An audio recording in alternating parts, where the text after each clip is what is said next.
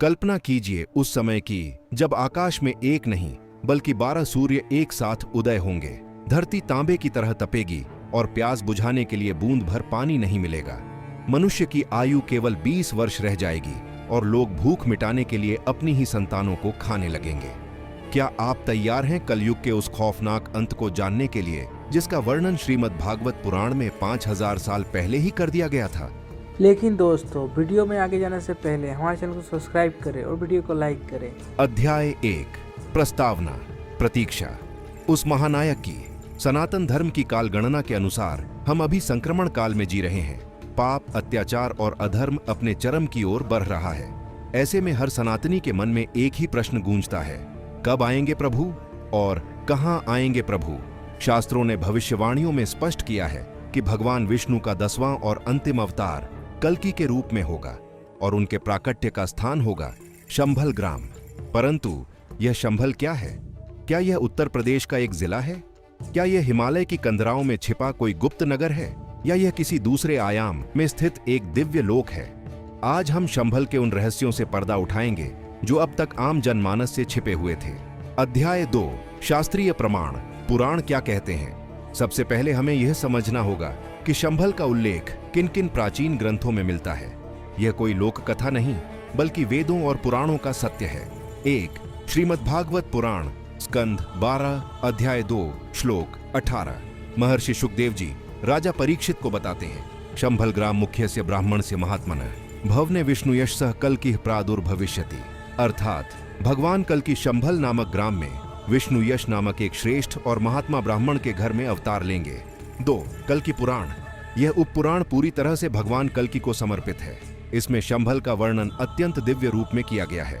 इसमें कहा गया है कि शंभल इंद्र की अमरावती नगरी से भी अधिक सुंदर होगा। वहां केवल पुण्यात्माओं का ही निवास होगा।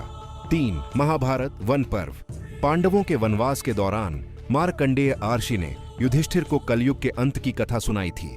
वहां भी उन्होंने शंभल का स्पष्ट उल्लेख किया है, जहां कलयुग का अंत करने वाला योद्धा जन्म लेगा। अध्याय 3 शंभल का शाब्दिक अर्थ और रहस्य। शंभल शब्द साधारण नहीं है। संस्कृत व्याकरण के अनुसार इसके गहरे अर्थ हैं। शम शन, इसका अर्थ है कल्याण, शांति या आनंद। भल, इसका अर्थ है स्थान या देने वाला।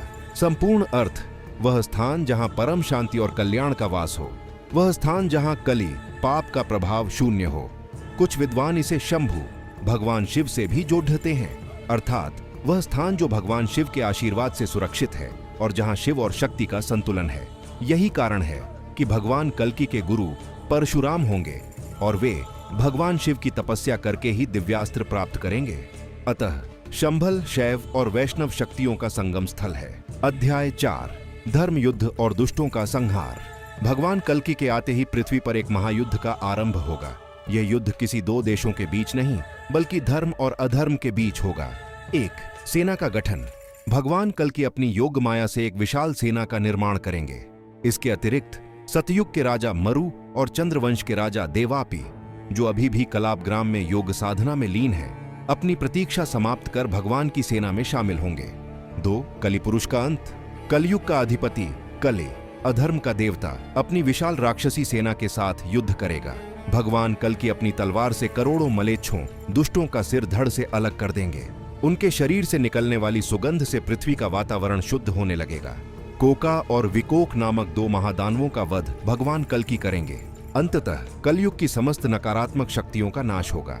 अध्याय 5 महाप्रलय। सृष्टि का आंशिक विलय। दुष्टों के संहार के बाद पृथ्वी को शुद्ध करने के लिए प्रकृति अपना रौद्र रूप दिखाएगी। इसे नैमित्तिक प्रलय कहते हैं। 1 द्वादश सूर्य 12 सूर्य। विष्णु पुराण के अनुसार आकाश में एक साथ 12 सूर्य उदय होंगे। उनकी प्रचंड गर्मी से पृथ्वी के 7 समुद्र सूख जाएंगे। धरती जलकर राख हो जाएगी।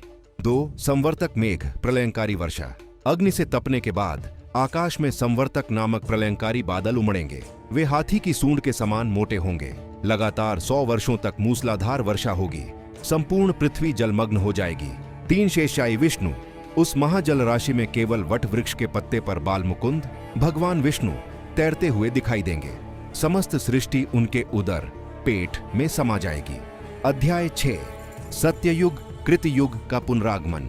विनाश के बाद नवनिर्माण होगा। कलयुग के अंत के साथ ही सत्य युग का बीज अंकुरित होगा। ई के नई सृष्टि। जब कलयुग का प्रभाव पूरी तरह समाप्त हो जाएगा तब आकाश, जल और वायु शुद्ध हो जाएंगे। भगवान कल की पृथ्वी का शासन अपने हाथों में लेंगे। मनुष्यों की आयु पुनः हजारों वर्ष की हो जाएगी। मनुष्यों का कद विशाल और शरीर निरोगी होगा। पृथ्वी बिना जोते ही अन्न प्रदान करेगी। धर्म अपने चारों चरणों सत्य, दया, तप, दान पर खड़ा होगा। तो भगवान का स्वधाम गमन। 1000 वर्षों तक पृथ्वी पर धर्म की स्थापना करने के बाद भगवान कल की अपना अवतार कार्य पूर्ण मानकर वैकुंठ धाम लौट जाएंगे और इस प्रकार काल का पहिया फिर से घूमने लगेगा। सत्य युग, त्रेता युग, द्वापर युग और फिर कलयुग। अध्याय 4। शंभल कहाँ है? भौगोलिक और आध्यात्मिक विवाद। यह इस विषय का सबसे विवादास्पद और रोमांचक भाग है। शंभल की स्थिति को लेकर 3 प्रमुख मत थियोरीज प्रचलित हैं। मत 1, उत्तर प्रदेश का संभल जिला। भौगोलिक दृष्टिकोण। भारत के उत्तर प्रदेश राज्य में मुरादाबाद के पास संभल नामक एक प्राचीन नगर है। तर्क। यहाँ के स्थानीय लोगों और कई संतों का मानना है कि यही वह पौराणिक शंभल है। यहाँ 68 तीर्थ और 19 कूप कुएं हैं जो प्राचीन माने जाते हैं। मान्यता। यहाँ एक प्राचीन कल की विष्णु मंदिर भी है। कहा जाता है कि कलयुग के अंत में भगवान यहीं अवतार लेंगे। खंडन। परंतु पुराणों में शंभल का जो वर्णन, दिव्य नदियां, स्वर्ण महल, हिमालय की निकटता है, वह वर्तमान के संभल जिले से पूर्णतः मेल नहीं खाता। यह संभव है कि यह स्थान उस दिव्य शंभल का एक प्रतीक मात्र हो। मत 2, हिमालय का गुप्त साम्राज्य, ज्ञानगंज या सिद्धाश्रम। यह मत सबसे अधिक स्वीकार्य और रहस्यमयी है। अनेक योगियों और सिद्धों का मानना है कि शंभल कोई साधारण गांव नहीं है। अदृश्य लोक। यह हिमालय की दुर्गम घाटियों में स्थित एक गुप्त आयाम है। इसे साधारण आंखों या उपग्रहों, सैटेलाइट्स से नहीं देखा जा सकता। ज्ञानगंज। तिब्बत और भारत की सीमा पर कहीं ज्ञानगंज या सिद्धाश्रम होने की बात कही जाती है जहां मृत्यु नहीं होती, वही शंभल है। प्रवेश। यहां केवल वही प्रवेश कर सकता है जो सिद्धि प्राप्त हो और जिसका अंतःकरण, मन पूर्णतः शुद्ध हो। कलयुग के पापी मनुष्यों के लिए यह स्थान अदृश्य है। मत 3, उड़ीसा का शंभल। कुछ विद्वानों का मत है कि वैतरणी नदी के तट पर स्थित जाजपुर, ओडिशा के पास शंभल ग्राम हो सकता है, क्योंकि पुराणों में पर्वत और नदियों का जो वर्णन है वह यहाँ के भूगोल से भी मिलता है। अध्याय 5।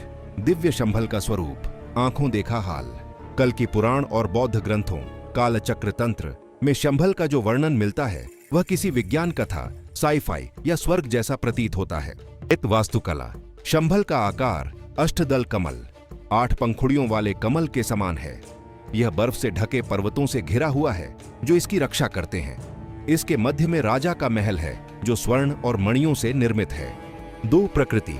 वहां की नदियां जल नहीं बल्कि अमृत समान मीठा दूध और रस बहाती हैं। वहां के वृक्ष कल्प वृक्ष के समान हैं जो इच्छित फल प्रदान करते हैं। वहां न अति गर्मी है न अति ठंड, सदैव वसंत ऋतु का वातावरण रहता है। 3 निवासी। वहां रहने वाले लोग साधारण मनुष्य नहीं हैं। वे दीर्घायु हैं, रोग मुक्त हैं और सदैव युवा रहते हैं। वे वेद वेदांगों के ज्ञाता हैं। वहां चोरी, ईर्ष्या, क्रोध और असत्य का नामो निशान नहीं है। 4 विज्ञान और तकनीक। कुछ आधुनिक शोधकर्ता मानते हैं कि शंभल के पास अत्यंत उन्नत प्राचीन तकनीक, विमाना टेक्नोलॉजी सुरक्षित है। जब कलयुग में बाहरी दुनिया, हमारा समाज नष्ट हो जाएगा तब शंभल से ही नई सभ्यता का उदय होगा। अध्याय 6। भगवान कल्कि का परिवार और प्राकट्य। शंभल ग्राम के रहस्य का केंद्र बिंदु विष्णु यश का घर है। पिता विष्णु यश। वे शंभल के सबसे तेजस्वी ब्राह्मण और ग्राम प्रधान होंगे। वे वेदों के परम झाता और भगवान विष्णु के भक्त होंगे। माता सुमति। वे साक्षात वात्सल्य और पवित्रता की मूर्ति होंगी। 3 भाई। भगवान कल्कि अकेले नहीं आएंगे, उनके 3 बड़े भाई होंगे, सुमंत, प्राज्ञ और कवि। ये तीनों भी देवताओं के अवतार होंगे जो धर्म स्थापना में भगवान की सहायता करेंगे। प्राकट्य का क्षण। पुराणों के अनुसार सावन माह के शुक्ल पक्ष की द्वादशी तिथि को जब चंद्रमा धनिष्ठा नक्षत्र में होगा तब शंभल ग्राम एक दिव्य प्रकाश से नहा उठेगा।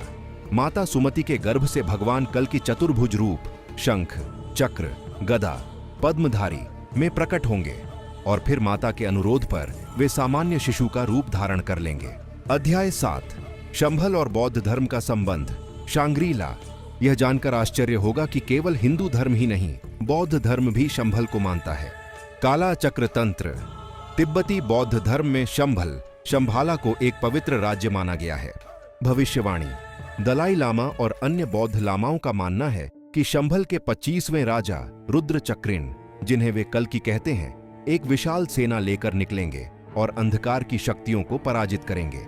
शांग्री-ला।